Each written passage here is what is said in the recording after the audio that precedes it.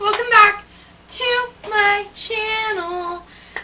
Today we are going to be talking about my most surprising books of 2021.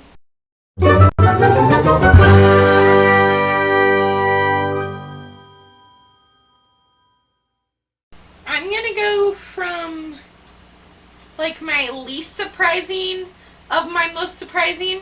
So we're going to go from 12 to 1 because I have 12 books on here that are my most surprising. So number 12 is Into the Journey Deep by Mira Grant. I went into this thinking that I wasn't going to love it. I was like, I'm going to try it. Because originally I was doing a Read It Like Gabby from Gabby Reads video. And it was taking me way too long to read all these books. So I ended up scrapping that video. But I still read this book while I was filming. So I went into it thinking I'm not going to like it. Because in the premise is like this girl goes missing when she's investigating some like deep sea exploration of what's going on,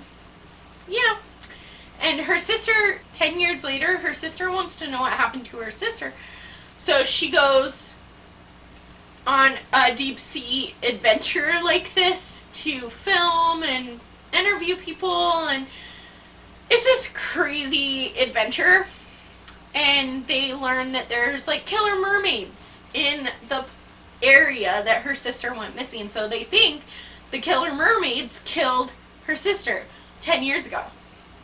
And I'm gonna be completely honest with you, the first like 100 or 150 pages are so boring and so slow that I thought I would for sure hate this book. And then at the like 150, 200 page mark, it just, boom, something just clicks into place, and this killer mermaid adventure just goes. And it's a really big book too. It was like 600 pages or something. Number 11 is, well, I guess it could be any Victoria Schwab that I've read this year, but I was specifically talking about This Savage Song by V.E. Schwab. No, by Victoria Schwab. Same person, she just uses different names for different ages, I think.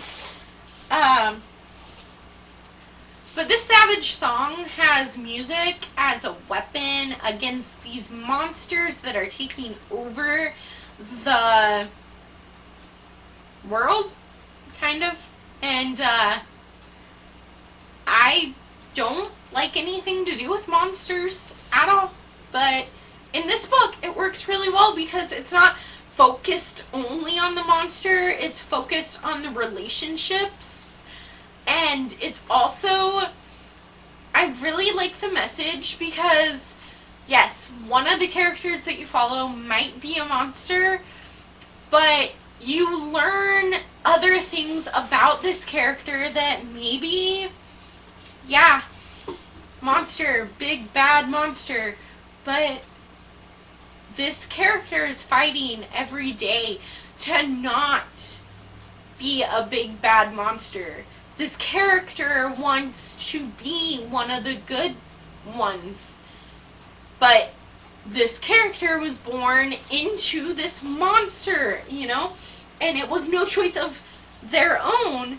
And I just absolutely love that because a lot of people just, like, unfortunately for us, the world is very black or white. There is no gray area in the middle. There is no, okay, well, you did something bad, but you had a good reason. There's no talking about it. It's either you did something wrong or you did something right. There's right and wrong, or there's black and white, but there's nothing in between in a lot of cases, and it's really just not fair. It's not okay. But in the Savage Song, it makes me feel like maybe there is a gray area. Maybe we can kind of meet more in the middle. And it was just a wonderful, heartbreaking tale. Now we're on the top 10, most surprising. Number 10 is The Bro Code by Barney Stinson. And yes, you heard me correctly. The Bro Code by Barney. I thought The Bro Code would be like a very dumb, poorly written handbook. And it wasn't. It was really, really sweet and cute. And I really did feel like I was Barney Stinson's best friend. So it was just cute. Number 9. This is one of the books that was on my self-destructing books list back in July. I should really check to see how many of those I've read. But I know this one was on there. This one is Interference by Kay Honeyman. I was not interested in this because it's a young adult romance and it's political, which is a double whammy of I'm not going to like it, or so I thought. But it was so nice. It was like you follow this girl whose dad is some kind of like congressman, and she doesn't know if her friends, are her friends or if they just want to use her, and she kind of doesn't really, she's very antisocial and anti dating, and somehow she falls in love, and somehow I think the reason I like Interference is because it's more than your typical YA romance where they fall in love and ooga-goo. They do. There is that little oogie-googie-googie love story in there. But more than that, it's this girl's coming of age. And yes, it is more of the older young adult.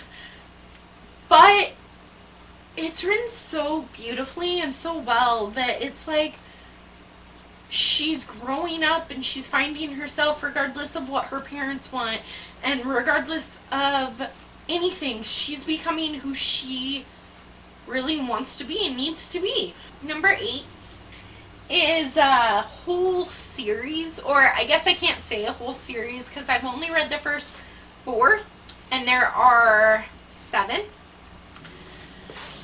But I'm going to count the first 4 that I've read, and that is the Curvy Girls Can't series by Kelsey Stelton. So this series is they're companion novels, so it's each a different couple, but it's basically curvy girls can't date blah blah blah. Curvy girls can't date because they're curvy, they're real girls rather than just those stick figures that half the time aren't even real on TV. And I personally loved Curvy Girls Can't Date Quarterbacks, which is the first one, which is Rory's story. I think her name was Rory. It's been a few months since I've read them. But there's also Curvy Girls Can't Date Bad Boys, Curvy Girls Can't Date Cowboys, and Curvy Girls Can't Date Billionaires. My least favorite is the Billionaires. I don't think I'm really a billionaires kind of trope reader like that anyway. In these curvy girls, they struggle with their appearance and their self-confidence, but they kind of slowly learn to love themselves and see maybe that they're more than, just a curvy girl. Maybe they're pretty, or maybe, maybe they're human. And through this process of learning to love themselves, they also get a boyfriend that ends up really loving them too. And they're just so cute, and the representation in those books is just like superb. It's just amazing, okay? Because like I could see myself in each of the curvy girls a little bit, but no, mostly in Rory, because she has health problems that she's going to see a doctor about. She is very not confident in herself at all, and that was me back in the day. I just saw a lot of myself represented in her, so I think that's why it's my favorite. Okay, so number 7 is The Lost Boy by Greg Ruth. It's this graphic novel that's also like a magical story. So going into it, I thought it was like a thriller, like a mystery thriller about this kid that goes missing. That is kind of true. But there's also like a magical forest and another boy who can communicate with people from alternate universes, kind of. And then something happens in the Enchanted Forest, that's what I'm going to call it, the Enchanted Forest, and it's up to this kid from the contemporary real world to save the day in this enchanted foresty place. Number 6 is Rules for Vanishing by Kate Alice Marshall. So this was a book that I read in one night. It's about this girl who goes missing in the forest, and her sister starts like getting a bunch of people together to go down this road that only appears once a year, and it's been a year since her sister went missing, so she thinks she's down that road, and they go on this adventure that's kind of told like the Blair Witch Project, you know, with like found footage and stuff like that. And it's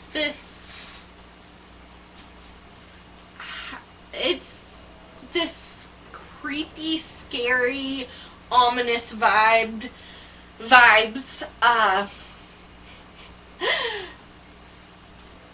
kind of magical story about this road and what happens when you go on it.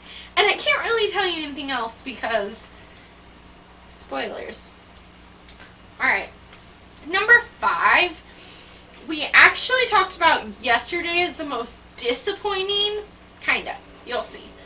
But number 5 is the whole Renegades trilogy. I read that whole thing this year, and the second book I think is like 550 pages, and I read that in one day because I had to know what happens. Yesterday I talked about how Supernova, the last book in the series, kind of disappointed me. Today I'm going to talk about how this entire series just like blew my mind. So last year around this time I set up some goals to read more series, not be afraid of big books, and a couple of like must-read stuff, and read nonfiction, that kind of thing. So this series, all 3 books are over 500 pages, and it's a series, it's a trilogy, and I read all 3 books in the same year. I think I read them within a 4-month span, which is freaking wow. How did I do that? And I also wanted to be less intimidated by fantasy books and sci-fi books. So the Renegade series is a fantasy sci-fi combination. So the series is about this girl named Nova who, living in this world where there are renegades who are good, and then there are villains who are arch enemies. No, I don't even remember who the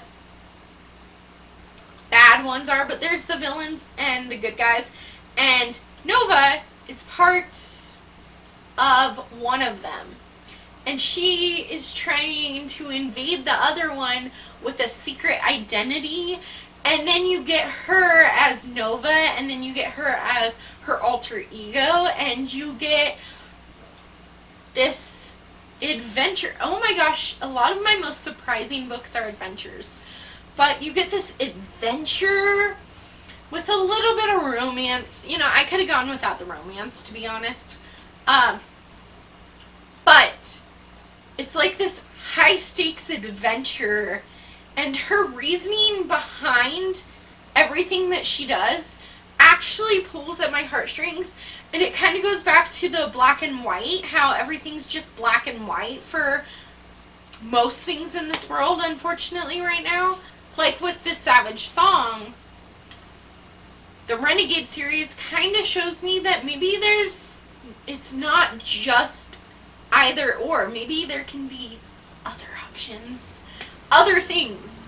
And I just freaking loved it. Like, I'm smiling just thinking about that book. Number 4, I reread Before I Fall by Lauren Oliver.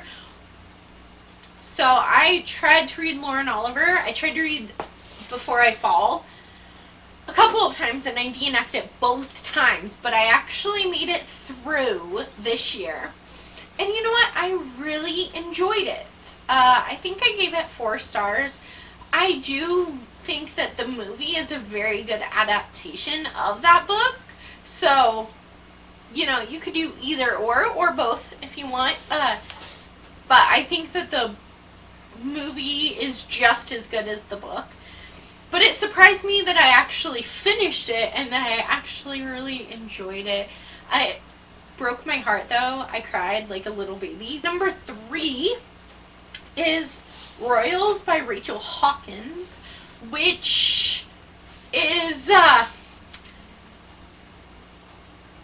of the beginning of my journey with royalty, and how now I seek out royalty in my books, because that is such a fun trope. I love reading about royalty. So if you have any recommendations, let me know in the comments below. But for this one, it's just like this average girl and this prince. Well, her sister is getting married to a prince, and then, you know, she meets the rest of the family and maybe other royalty, and maybe they fall in love. And this one's actually kind of, I would say it's like slow burn, which usually isn't my thing, but it works in this book. And it's just a real fun royalty adventure. It's a real fun royal time. But basically her sister has to go to these etiquette classes to learn how to be a princess, because by marriage she will be a princess, and maybe the person that she's taking etiquette classes from or taking them with might, you know, potentially be someone that she could fall in love with. Number 2 is another sci-fi. What, girl? You read sci-fi? I know, and I actually liked it. So number 2 is The Loneliest Girl in the Universe by Sarah James. That's Laura James. I think it's Laura James, but there will be a picture right here somewhere.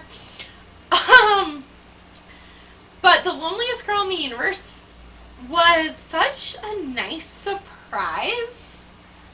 It's about this girl who was living alone in the spaceship because her parents died and the whole crew is dead. So it was just her, you know, so it's pretty lonely. Until she starts getting these messages from a different spaceship, and you question if you can trust this other person, or if our narrator is even credible, or if she's just going crazy, if you can even trust her at all. And I would classify this, it definitely is sci-fi because it takes place in space mostly. It all takes place in space, but I would also classify it as like a low-key thriller, like a sci-fi thriller, and it's kind of like, I read a lot of epic thrillers, like big thrillers that deal with really big things. I would consider this more of like a low-grade thriller. So if you're new to the thriller genre or you want to try it, read a sci-fi thriller like The Loneliest Girl in the Universe, because it was really good. There were some really thrilling parts, some creepy, ominous things happening, but it was also like a sci-fi adventure. Okay, and then my number one most surprising book that I read this year, actually still surprises me that I read this and loved it. And it's actually a trilogy. I've only read the first two, but I'm going to count the trilogy here because I can.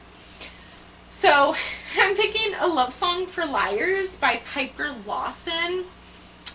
This is a rock star romance, and I hate books about famous people,